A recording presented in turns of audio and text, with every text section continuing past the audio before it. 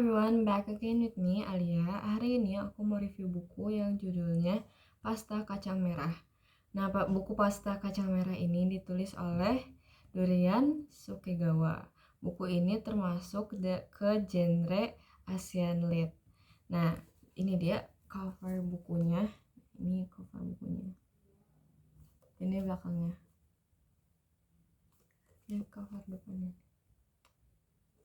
Jadi, buku Pasta Kacang Merah ini menceritakan tentang seorang pria yang bernama Sentaro. Nah, Sentaro ini mikir kalau misalnya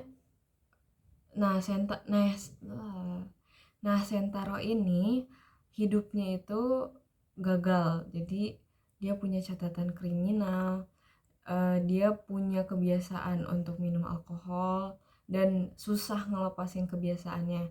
Dan juga yang paling penting untuk Sentaro ini adalah dia melepaskan cita-cita dia untuk menjadi seorang penulis.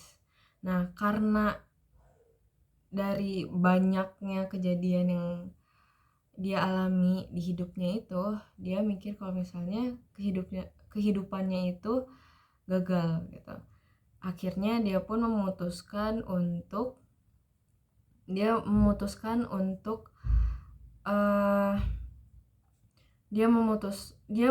akhirnya Sentaro memutuskan untuk menjual dorayaki di suatu kios yang namanya Doraharu di bawah kayak pohon sakura gitu.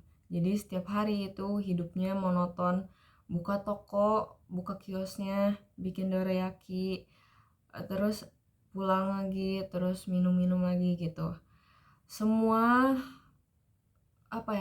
siklus kehidupannya tuh kayak gitu, siklus kesehariannya itu kayak gitu, kesehariannya Sentaro. Sampai suatu hari ada seorang nenek-nenek yang datang ke kiosnya untuk nanya kayak misalnya, ini kalau misalnya aku kerja di sini boleh nggak gitu. Nah, nama neneknya itu adalah Tokue. Nah, Tokue ini punya ciri khas lah. Bukan ciri khas sebenarnya, kayak lebih ke fisiknya yang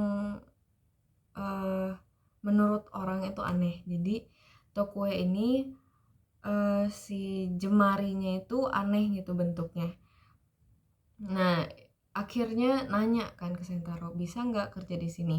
Sentaro tuh antara enak gak enak, mau kayak misalnya mau nolak gak enak, tapi kalau ada yang bantuin, ada yang bisa bikin pasta kacang merah juga enak gitu, maksudnya kayak bisa dibagi dua lah kerjaannya gitu.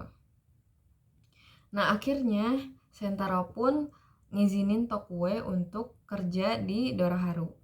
Nah, setelah setelah melihat pengalaman Tokue ngebuat kacang merah dan rasanya juga enak banget, akhirnya Sentaro pun terus memperkerjakan Tokue di Doraharu. Nah, setelah berjalannya waktu, terus pertemanan antara Tokue sama Sentaro juga terus terjalin gitu. Mereka semakin nyaman gitu buat nyeritain masa lalunya.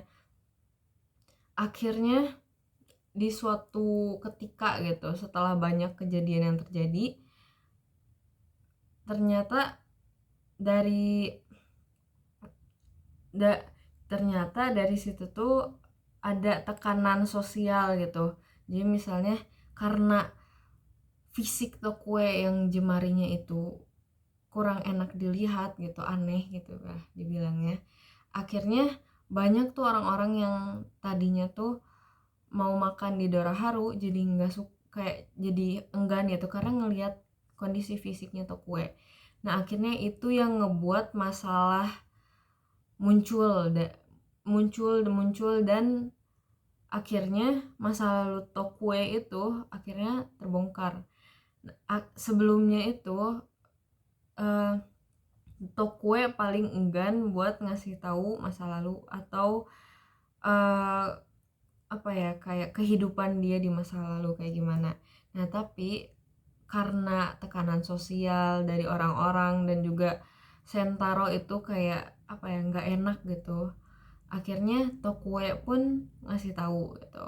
Nah akhirnya dikasih tahu lah masa lalu kelamnya Tokue. Nah itu dia sinopsis kecil lah, potongan cerita atau outline-nya dari buku ini. Nah jadi buku ini tuh memberi pelajaran ke aku kalau misalnya walaupun hidup kita itu susah, berat untuk dijalani gitu, ya pasti kita semua bilang kayak aduh ini aku capek banget nih hidup, atau misalnya kayak banyak banget kejadian-kejadian yang gak mengenakan gitu di dunia ini yang dialami kita gitu. Pasti ada beberapa hal kecil maupun besar juga di dunia ini yang buat kalian seneng, kayak misalnya Tokue itu senang bikin pasta kacang merah atau senang bikin kudapan manis. Nah itu aja udah bikin kayak walaupun hidupnya itu atau ya walaupun kehidupannya itu susah, tapi dia masih ada atau masih ada sesuatu yang bisa ia perjuangi, kayak misalnya aku masih pengen bikin kudapan manis kayak gini, aku masih pengen nyobain resep kayak gini gitu. Dan juga selain hal-hal kecil, entah itu kita misalnya baca buku atau misalnya main games atau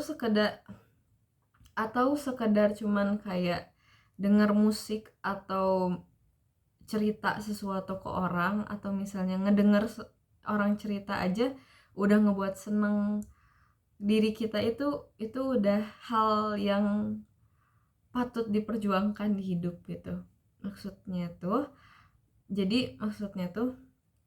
kalau misalnya walaupun hidup berat gitu, tapi masih ada hal-hal kecil yang bisa menemani kita dan juga menuntun kita ke jalan yang lebih baik atau kehidupan yang lebih baik, di titik yang lebih baik. Selain hal-hal kecil kayak hobi-hobi gitu, satu yang penting kalau misalnya aku baca dari buku Pasta Kacang Merah ini, yaitu pertemanan, friendship. Pertemanan atau teman itu sebenarnya dibutuhkan oleh semua manusia, karena teman yang kayak sefrekuensi atau misalnya at least kita heart to heart sama dia, atau misalnya sefrekuensi kayak misalnya kamu suka buku, berarti mungkin nyari temennya itu yang suka buku. Atau misalnya kamu suka nonton film, pasti kamu nyari temennya yang suka nonton film, atau pasti itu ngobrolnya itu nyambung sama yang suka film gitu misalnya. Nah dengan teman itu kita juga bisa kita ditemani oleh teman kita untuk menuju ke kehidupan yang lebih baik, ke titik hidup kita yang lebih baik. Jadi jangan sampai ngerasa kayak aduh capek banget hidup, udah putus asa aja. Enggak, jangan mikir kayak gitu. Kalau di buku ini kita diajari atau dikasih tahu kalau misalnya seberat-beratnya hidup, sekelam-kelamnya hidup kita, pasti ada hal-hal kecil atau besar yang bisa ngebuat kita terus maju atau terus berjalan ke kehidupan kita yang lebih baik, atau kehidupan kita yang menurut kita lebih baik gitu. Itu dia pelajaran yang aku dapat dari buku ini. Memang pas baca buku ini tuh kayak oh iya, ternyata walaupun sekelam apa hidup kamu, masih pasti Tuhan ngasih sesuatu yang bisa ngebuat kita kayak terus ingin hidup lebih lama gitu di kehidupan kita. Dan Tuhan gak mungkin ngasih ujian ke kita tanpa kita tahu gitu, atau tanpa Tuhan tahu kalau misalnya kita nggak bisa ngelewatin ujian itu. Jadi pasti kita bisa ngelewatin ujian-ujian yang Tuhan kasih ke kita gitu. Nah itu dia pelajaran yang aku dapat dari buku Pasta Kaca Merah ini. Jadi kelebihan buku Pasta Kaca Merah ini, yang pertama covernya lucu banget, kayak dari awal ngelihat kayak aduh lucu banget ya, langsung tertarik untuk membacanya. Lihat kayak ada pohon sakura, ada Tokue, terus ada Sentaro, terus ada satu lagi tokoh yang nanti dicerita yang nanti muncul di bukunya. Terus setelah itu cara penulisnya menuliskan tokoh-tokoh ini tuh sampai apa ya,